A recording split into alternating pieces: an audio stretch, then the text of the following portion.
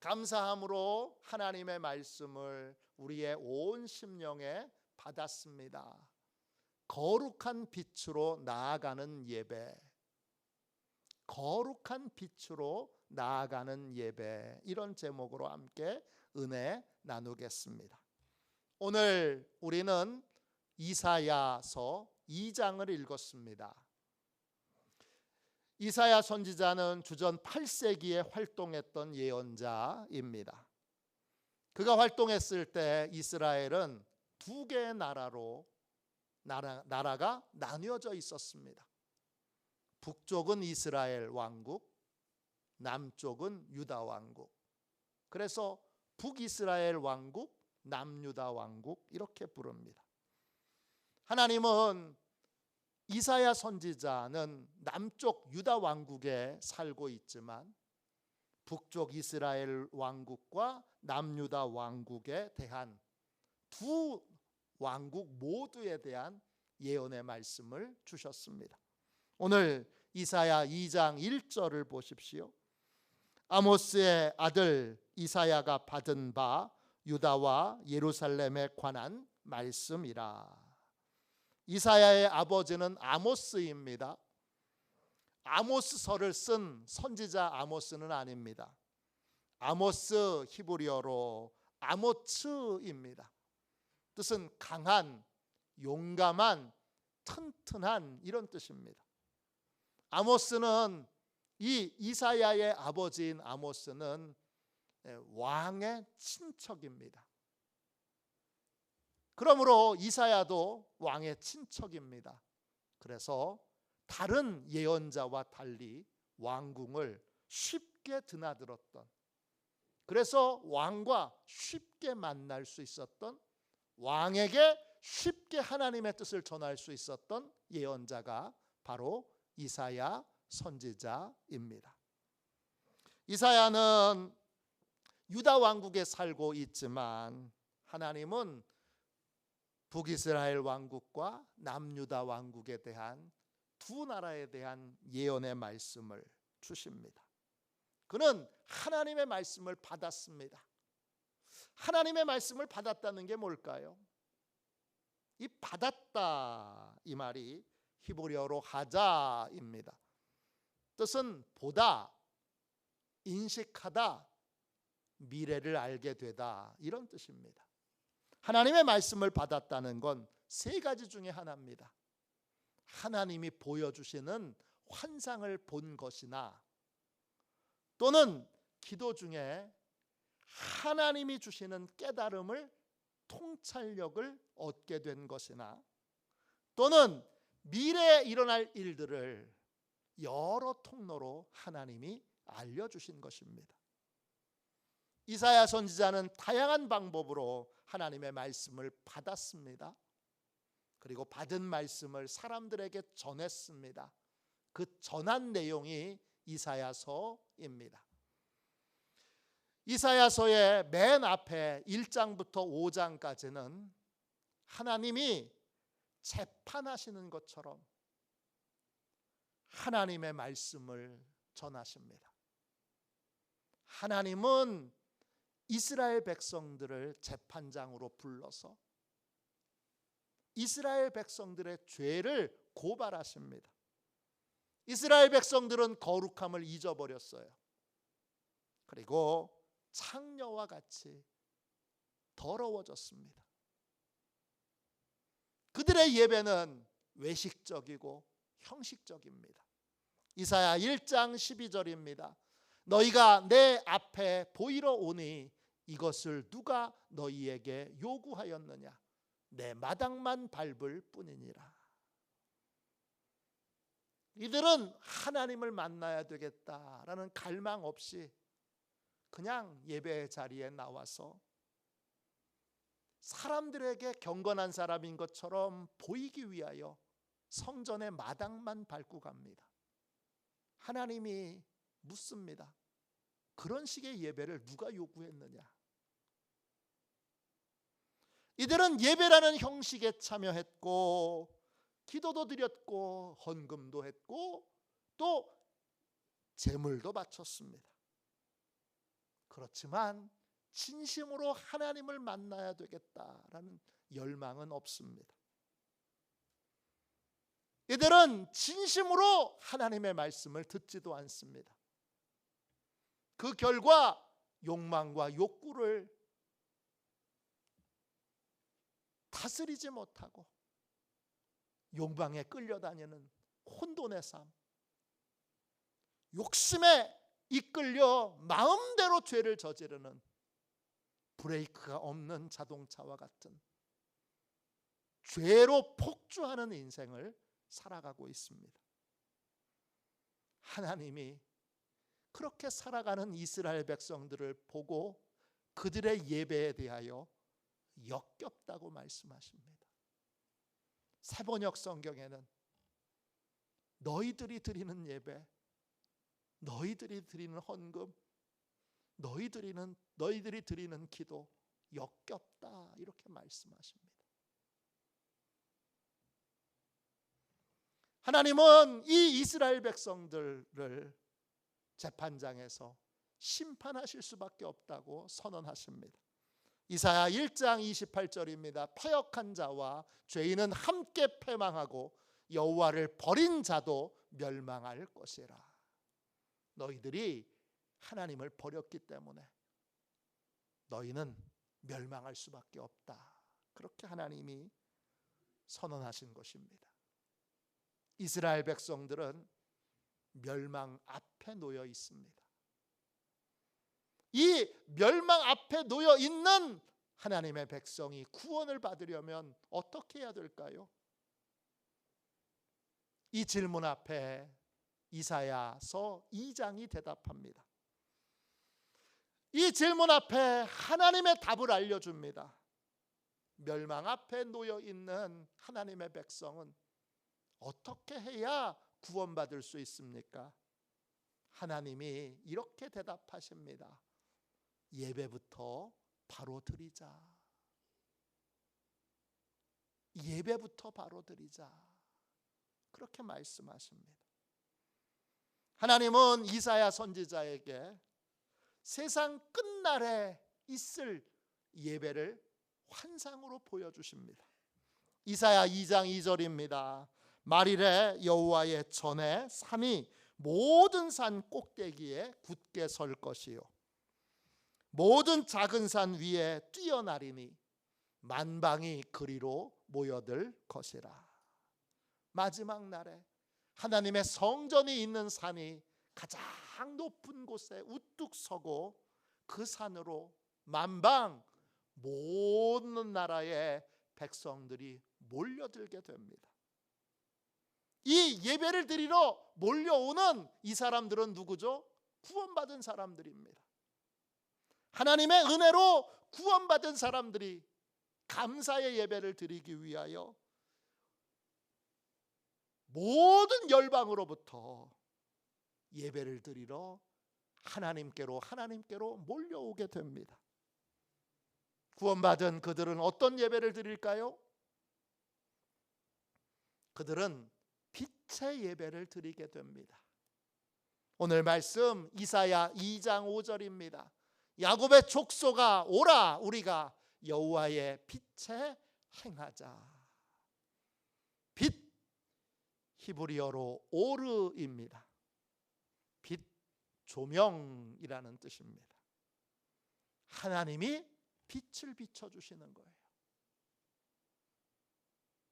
하나님이 빛을 비춰주시는 그 앞에 서서 그 빛을 마음으로 받아들이는 거예요. 그게 빛의 예배예요. 하나님의 빛은 하나님이 어떤 분이신지를 우리에게 나타내 줍니다. 하나님의 빛은 어둠 속에 감춰져 있던 우리의 죄를 드러내서 우리가 어떤 사람인지도 보여줍니다.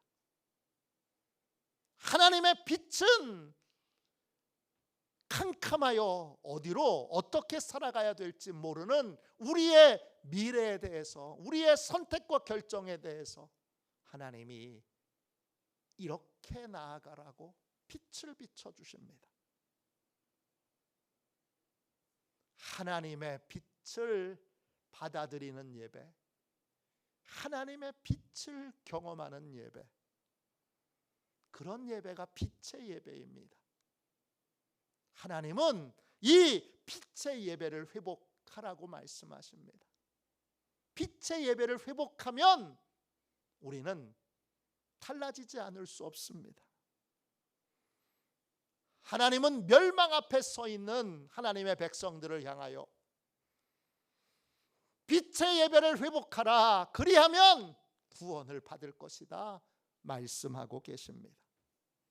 이번 주부터 대림절이 시작됩니다. 대림절은 4주 동안 참된 주인이신 예수님을 기다리는 절기입니다. 예수님을 기다리면서 우리의 삶에 잘못된 것들을 고쳐나가야 합니다. 무엇부터 고쳐나가야 할까요? 제일 첫 번째로 고쳐야 될 게 뭘까요?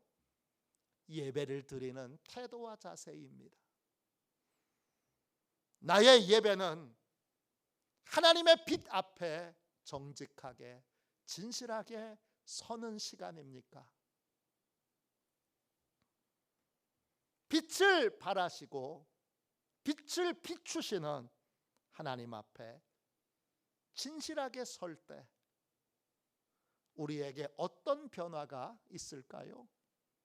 오늘 본문은 많은 걸 말씀하십니다. 그래서 이걸 40분, 45분의 설교에 다 담을 수가 없습니다. 그래서 오늘은 두 가지만 함께 살펴보겠습니다. 하나님의 거룩한 빛 앞에 예배를 드릴 때 우리에게 어떤 변화가 있습니까? 첫 번째, 하나님의 영광을 깨닫게 됩니다. 하나님은 예배 자리에서 빛을 비추시는데 그 빛은 하나님의 영광을 깨닫게 하는 빛입니다. 하나님은 빛으로 하나님의 영광을 나타내십니다.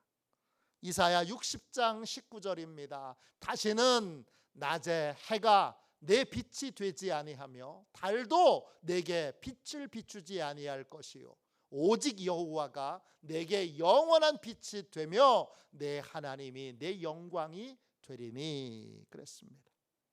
하나님의 빛은 하나님이 어떤 분이신지를 우리에게 보여줍니다. 하나님이 얼마나 큰 능력을 가지고 계신지, 하나님이 얼마나 큰 권세를 가지고 계신지를 보여줍니다. 그걸 보게 되면 어떻게 되죠? 그걸 보게 되면 하나님 외에는 다른 것에 소망을 두지 않게 됩니다. 오직 하나님께만 소망을 두고 하나님만 의지하는 삶을 살게 됩니다. 이사야 60장 20절입니다. 여호와가 내 영원한 빛이 되고 내 슬픔의 날이 끝날 것임이라. 영광의 빛을 보고 하나님의 능력을 믿고 의지하게 되면 우리 인생의 슬픔이 끝납니다. 우리 인생의 모든 슬픔의 원인은 하나님 외에 다른 걸 의지하기 때문입니다. 다른 것에 소망을 두고 다른 것을 믿고 의지하는 것이 우리의 슬픔의 이유입니다. 내 지식이, 내 지혜가, 내 열심이, 다른 사람의 도움이, 또 똑똑하고 훌륭한 사람의 도움이 내 인생에 큰 도움이 될 줄 알았더니 그 모든 것들이 다 슬픔뿐입니다. 나를 조금도 도와주지 못합니다. 예배 중에 영광의 빛을 보게 되면 이전에 내가 믿고 의지하던 것들 전부 다 청산해 버리게 되고 정말 하나님만 믿고 의지하는 삶을 살게 됩니다. 그게 슬픔 끝, 기쁨 시작, 고통 끝, 행복 시작의 삶을 사는 열쇠가 됩니다. 그러면 어떻게 되느냐? 하나님께만 소망을 두게 되면 하나님의 말씀을 듣는 태도와 자세가 달라지게 됩니다. 오늘 말씀 이사야 2장 3절을 보십시오. 많은 백성이 가며 이르기를 오라 우리가 여호와의 산에 오르며 야곱의 하나님의 전에 이르자. 그가 그의 길을 우리에게 가르치실 것이라. 우리가 그 길로 행하리라 하리니 이는 율법이 시온에서부터 나올 것이요 여호와의 말씀이 예루살렘에서부터 나올 것임이니라. 영광의 빛을 보고 하나님의 권능을 깨달은 사람은 하나님의 말씀을 듣는 자세와 태도가 달라집니다. 무엇이든지 하나님의 말씀을 통해 배우려고 합니다. 하나님의 말씀으로 모든 것이 새롭게 되기를 원하고 모든 것이 하나님의 말씀에 기초하여 사는 그런 삶이 달라지기를 원합니다. 그래서 하나님께 묻습니다. 하나님, 이건 어떻게 해요? 하나님, 이건 어떻게 하면 좋아요? 하나님, 이건 어떻게 해야 돼요? 이렇게 묻고 하나님께 듣는 삶을 살게 됩니다. 초대교회 성령의 권능을 체험한 사람들도 베드로가 전한 설교를 듣고 이렇게 외칩니다. 사도행전 2장 37절입니다. 그들이 이 말을 듣고 마음에 찔려 베드로와 다른 사도들에게 물어 이르되 형제들아 우리가 어찌할꼬 하거늘. 성령의 권능을 체험하고 하나님의 무한하신 능력을 체험한 사람들이 이렇게 외칩니다. 형제들이요, 우리가 어찌하면 좋겠습니까? 우리가 뭘 하면 좋겠습니까? 우리가 어떻게 하면 좋겠습니까? 이게 하나님의 영광을 본 사람의 태도입니다. 하나님이 얼마나 크신 분이신지, 그리고 우리가 얼마나 작은지를 깨달은 사람은 주저없이 인생의 모든 것들을 하나님께 맡기고 하나님의 가르침을 받고자 합니다. 하나님의 영광을 본 사람은 하나님의 말씀 앞에 자기 생각을 고집하거나 주장하지 않습니다. 무엇이든지 하나님의 뜻대로 되기를 원하고 주저없이 자신의 모든 권리를 내려놓고 하나님께 맡기고 하나님의 인도를 받기를 원합니다. 감리교신학대학에서 한국교회사를 오랫동안 가르치셨던 이덕주 교수님은 어머니 얘기를 자주 하십니다. 이덕주 교수님의 형님도 목사님이세요. 시인이고 작가이신 이현주 목사님이세요. 이현주 목사님이 고등학교 2학년 때 가정 형편이 너무 어려우니까 고등학교를 자퇴하고 통신교육으로 고등학교 과정을 밟겠다고 어머니한테 고집하면서 학교 가기를 거부했던 때가 있습니다.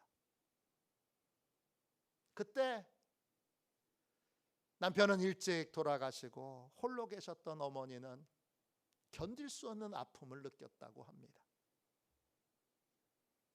그런데 아들의 결심이 비장하여 어머니가 설득해도 애원해도 소용이 없으니까 하나님께 이런 기도를 드립니다. 이현주 목사님이 한밤중에 잠에서 깨어서 흐느껴 우는 소리를 듣습니다. 나가보니까 어머니가 재봉틀에 앉은 채 옛날에 이렇게 발로 이렇게 움직였던 페달을 밟는 그러한 재봉틀이 있잖아요. 그 재봉틀에 앉아서 고개를 숙이고 손을 모은 채 흐느끼면서 하나님께 기도를 드리고 있습니다. 기도의 내용은 아들을 포기하는 기도였습니다. 아들을 하나님께 드리는 기도였습니다. 자신이 아무리 설득해도 아들이 들어주질 않으니 하나님께 하나님의 아들로 드리고 이제 내가 어떤 권리도 주장하지 않겠다고 절절하게 하나님 앞에 자신의 권리를 포기하는 기도를 드립니다. 아들에 대한 모든 권리를 포기하고 두 손 들고 하나님께 드렸으니 하나님 아버지가 친히 길러주십시오. 이런 기도였습니다.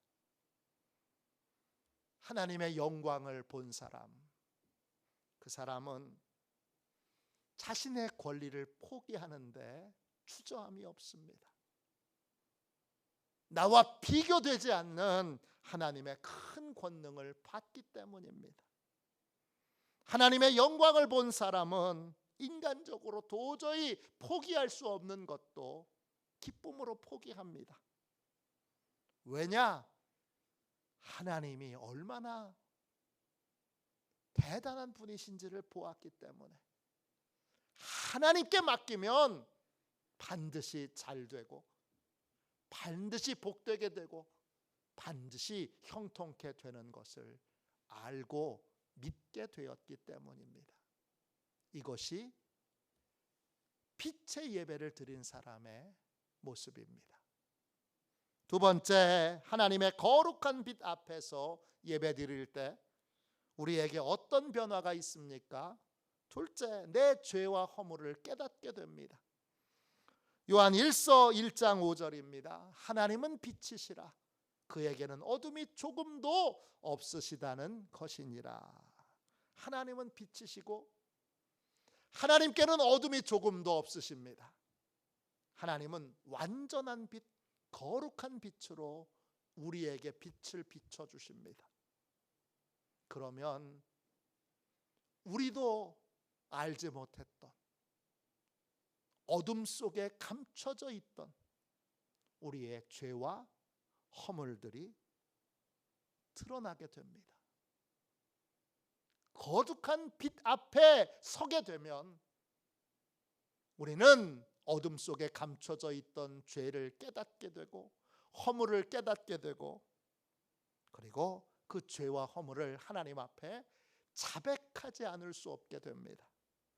요한일서 1장 8절 9절입니다. 만일 우리가 죄가 없다고 말하면 스스로 속이고 또 진리가 우리 속에 있지 아니할 것이요 만일 우리가 우리 죄를 자백하면 그는 밉보시고 의로우사 우리 죄를 사하시며 우리를 모든 불의에서 깨끗하게 하실 것이요.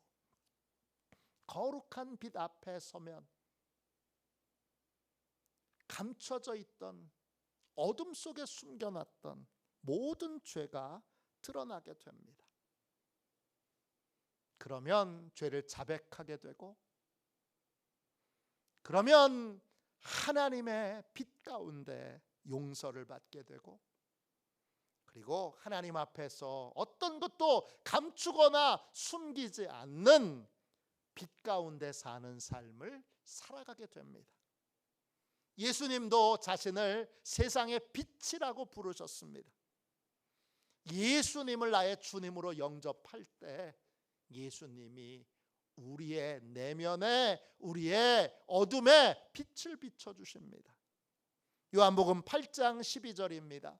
나는 세상의 빛이니 나를 따르는 자는 어둠에 다니지 아니하고 생명의 빛을 얻으리라. 예수님을 주님으로 영접했다면 우리는 예수님의 빛 가운데 머물게 됩니다. 그 빛은 우리를 향하게 되고 어둠 속에 감춘 모든 죄를 드러냅니다. 이때 창피하다고 다시 어둠 속에 숨어서는 안 됩니다. 주님이 어둠 속에 감춰진 죄와 허물을 깨닫게 하고 드러내실 때 우리는 인정하고 자백함으로 빛 가운데로 나아가야 합니다. 그리스도인은 누굽니까? 사도행전 26장 18절입니다. 그 눈을 뜨게 하여 어둠에서 빛으로 사단의 권세에서 하나님께로 돌아오게 하고 죄사함과 나를 믿어 거룩하게 된 무리 가운데서 기업을 얻게 하리라. 그리스도인은 어둠에서 빛으로 돌아온 사람들입니다. 사단의 권세는 어둠에서 작동합니다. 철저히 감추고 숨기게 합니다. 사단의 권세에 묶여있는 인생들은 특징이 있습니다. 감추고 숨기는 데 대장입니다. 그러나 하나님께로 돌아온 사람들은 하나님의 거룩하신 빛 앞에 자신의 죄와 허물을 인정하고 고백하고 회개하는 삶을 살게 됩니다. 이게 빛의 예배예요. 하나님의 거룩한 빛 앞에서, 하나님의 거룩한 빛 앞에서 자신의 죄와 허물을 깨닫게 된 사람, 그 사람들은 상대를 향하여 겨누었던 칼을 내려놓게 됩니다. 상대를 향하여 겨누었던 창을 내려놓게 됩니다. 이사야 2장 4절입니다. 그가 열방 사이에 판단하시며 많은 백성을 판결하시리니 무리가 그들의 칼을 쳐서 보습을 만들고 그들의 창을 쳐서 낫을 만들 것이며 이 나라와 저 나라가 다시는 칼을 들고 서로 치지 아니하며 다시는 전쟁을 연습하지 아니하리라. 하나님의 거룩한 빛 가운데 자기의 죄를, 자기의 허물을 깨닫게 된 사람은 남의 허물과 남의 죄를 겨누던 칼을, 창을 내려놓게 됩니다. 왜? 다른 사람의 허물과 죄를 보기 전에 내 죄와 허물이 먼저 보이기 때문입니다. 이런 인생은 사람과의 전쟁을 끝냅니다.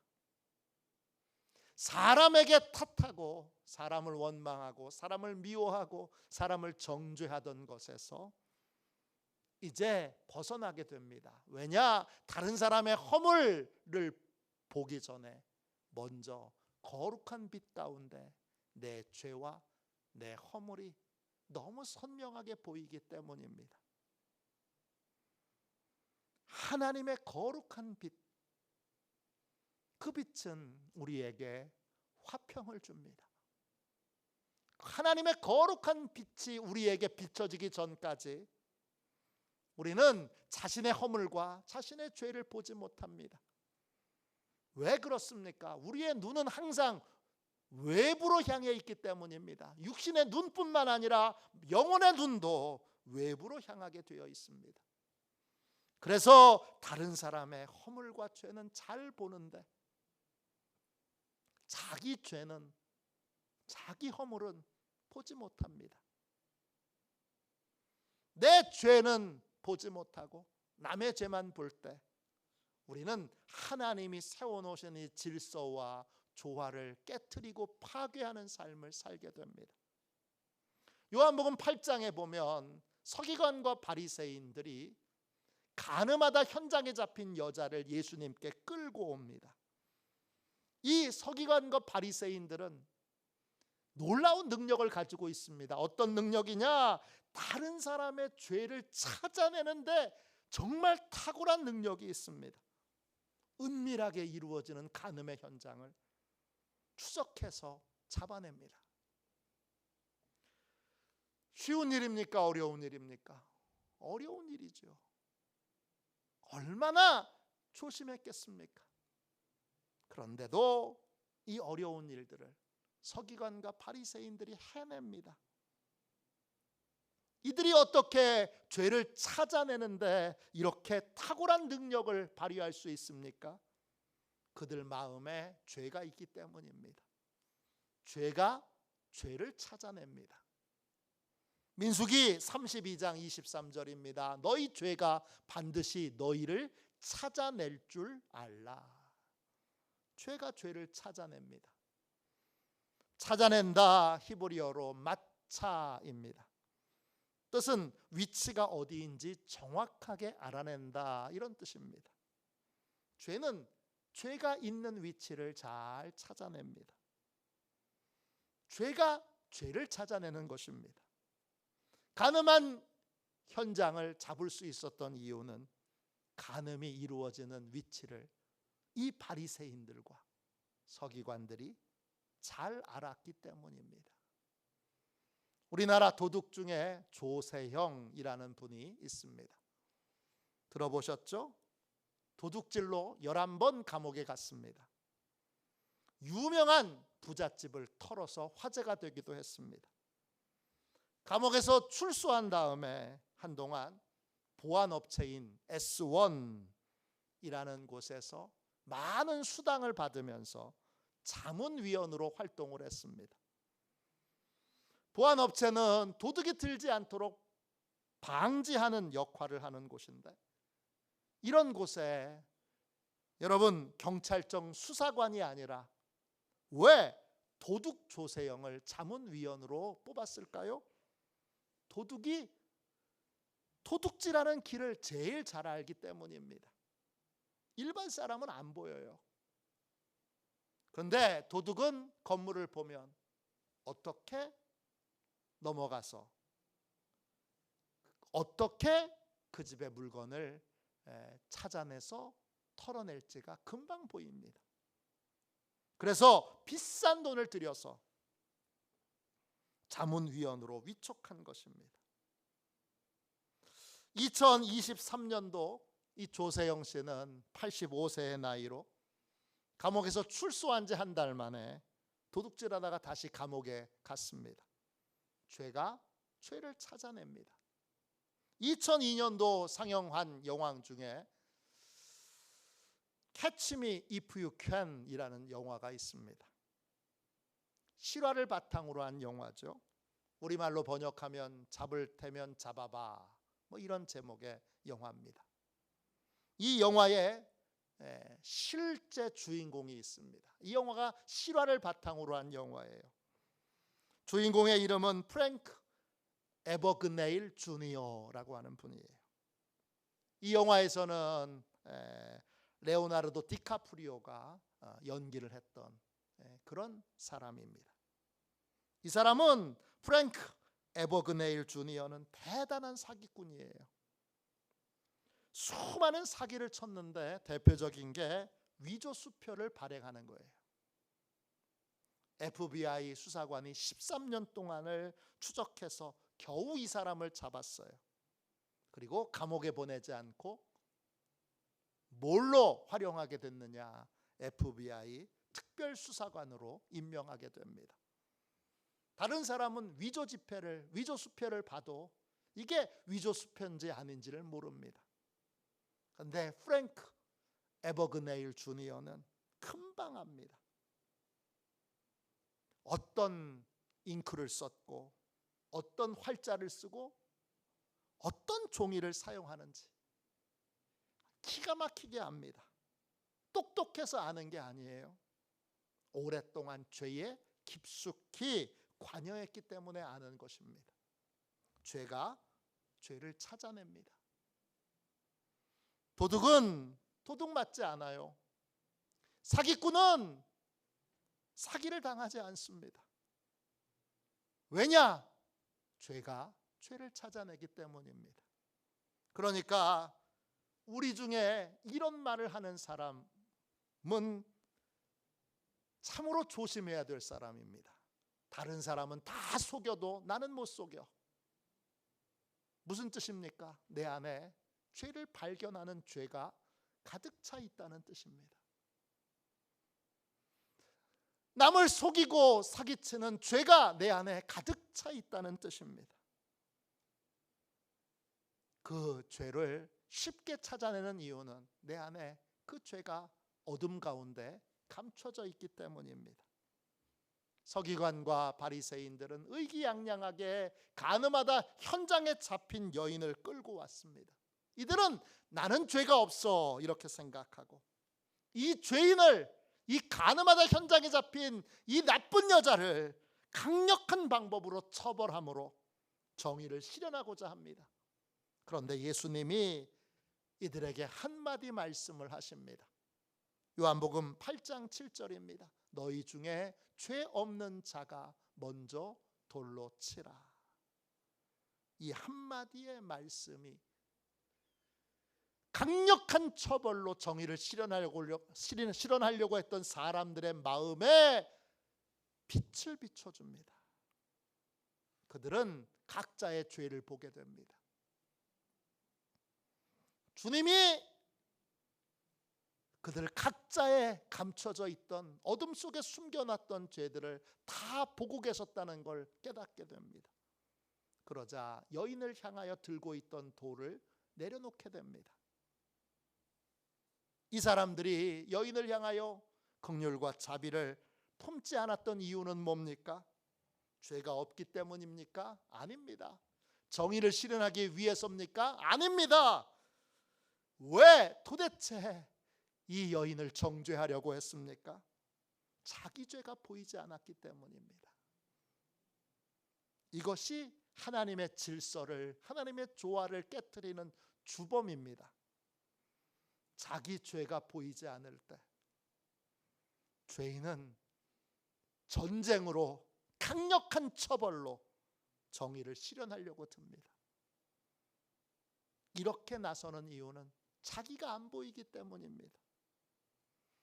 자기의 죄와 허물이 안 보이니까 무자비한 방법으로 정의를 실현하려고 하고 전쟁으로 정의를 실현하려고 하는 것입니다. 이게 가정 안에서, 부부 사이에서, 부모와 자녀 사이에서, 형제 사이에서, 이웃 사이에서, 회사의 동료들 사이에서 일어나게 됩니다. 이들에게 하나님의 거룩한 빛이 비춰져야 합니다.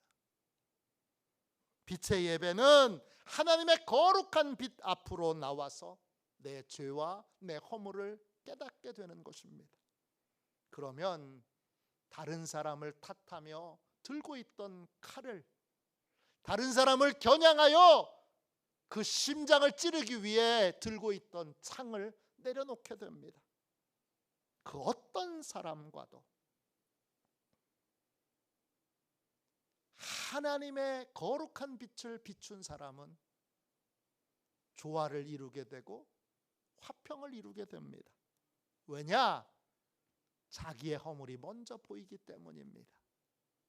이런 사람들은 다시는 전쟁을 연습하지 않게 되고 진정한 평화를 누리고 진정한 평화를 나누는 평화의 사람이 됩니다. 하나님은 빛이십니다.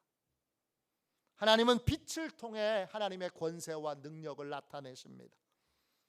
하나님의 빛을 보면 우리는 하나님께만 소망을 두고 하나님께 모든 걸 맡기고 하나님의 가르침을 받는 삶을 살게 됩니다. 그 거룩한 빛은 우리를 비춥니다. 그러면 어둠 속에 감춰져 있던 내 죄와 허물이 드러나게 되고 그것을 자백하고 회개함으로 용서함을 받게 됩니다. 하나님의 빛을 받아들인 사람은 다른 사람의 허물과 죄를 보기 전에 자신의 죄와 허물을 먼저 보기 때문에 다른 사람을 향하여 들고 있던 칼과 창을 내려놓게 됩니다. 그러면 진실한 화해, 진실한 용서가 이루어지게 됩니다. 이것이 빛의 예배를 드린 사람에게 일어나는 변화입니다. 이 대림절을 맞이하여 우리 안에도 빛의 예배가 회복되어 이런 놀라운 변화를 경험하는 저와 여러분이 되시기를 주님의 이름으로 축원합니다. 우리 찬송가